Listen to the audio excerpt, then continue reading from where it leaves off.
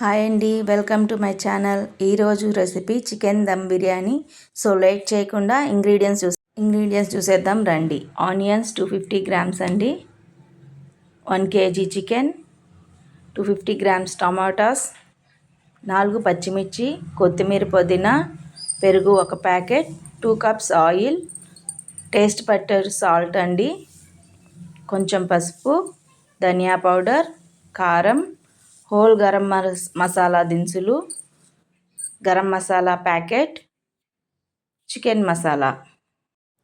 ఇప్పుడు చికెన్లో మసాలాలన్నీ వేసి కలిపి పెట్టుకుందామండి. పెరుగు,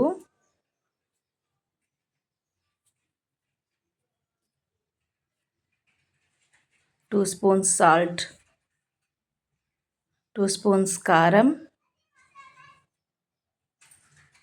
1.5 స్పూన్ ధనియా పౌడర్, 1 స్పూన్ పసుపు, 1 spoon garam masala, 1 spoon chicken masala, 4 spoons oil వేసుకుందామండి. అన్నీ చికెన్కి బాగా కలిసేలా కలిపి పెట్టుకుందాం. 1 hour to half an hour పక్కన పెట్టుకుందామండి. ఇప్పుడు కడాయి పెట్టి హాఫ్ అన్ అవర్ తర్వాత స్టవ్ మీద కడాయి పెట్టి వేడెక్కాక 2 కప్స్ ఆయిల్ వేసుకుందాం. 2 స్పూన్స్ నెయ్యి వేసుకుందామండి. నెయ్యి ఆప్షనల్, వేసుకుంటే ఫ్లేవర్ బాగుంటుంది. హీట్ అయ్యాక హోల్ గరం మసాలా దినుసులు వేసుకుందాం. అవి కొంచెం ఫ్రై అయిన తర్వాత మనం కట్ చేసి పెట్టుకున్నాం కదండి ఆనియన్ స్లైసెస్ వేసుకుందాం.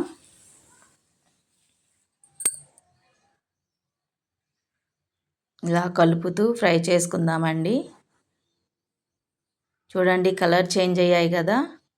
ఇలా మధ్య మధ్యలో కలుపుతూ బ్రౌన్ కలర్ వచ్చేంత వరకు ఫ్రై చేసుకుందాం.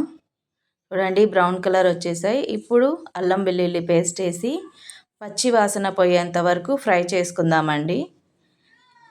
ఇప్పుడు కొంచెం కొత్తిమీర, పుదీనా, అది కూడా కొంచెం ఫ్రై అయిన తర్వాత మనం కట్ చేసి పెట్టుకున్న టొమాటోస్ వేసుకుందామండి.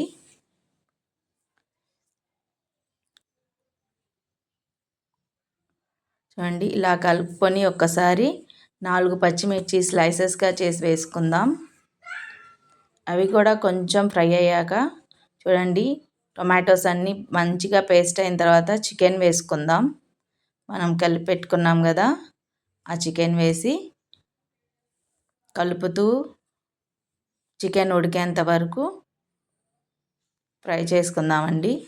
ఇప్పుడు పక్కన కడాయిలో ఎసరికి నీళ్లు పోసుకుందాం.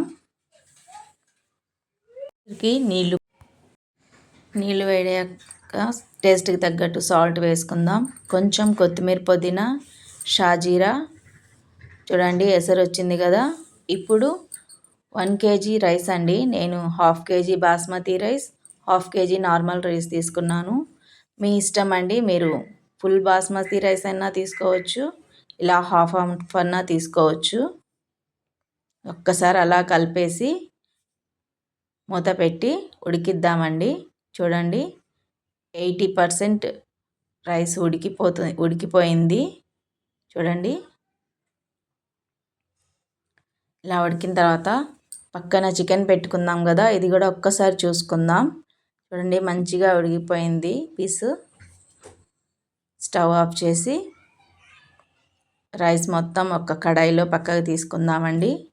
నా దగ్గర పెద్ద కడాయి లేదు కాబట్టి నేను ఇందులోనే లేయర్స్గా వేసుకుంటున్నాను చికెన్. మీరైతే పక్కన కడాయి తీసుకొని ఇంకో కడాయి తీసుకొని ముందు చికెన్ వేసుకోండి, ఆ తర్వాత రైస్ వేసుకోండి.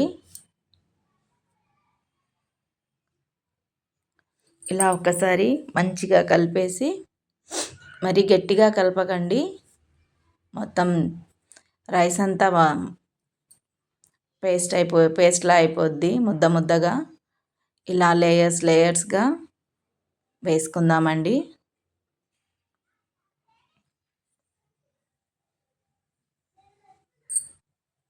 ఆ రైస్ మీద మళ్ళీ చికెన్ వేసుకుందాం. చూడండి, ఇలా మంచిగా వేసుకొని దాని మీద కొంచెం కొత్తిమీర పుదీనా.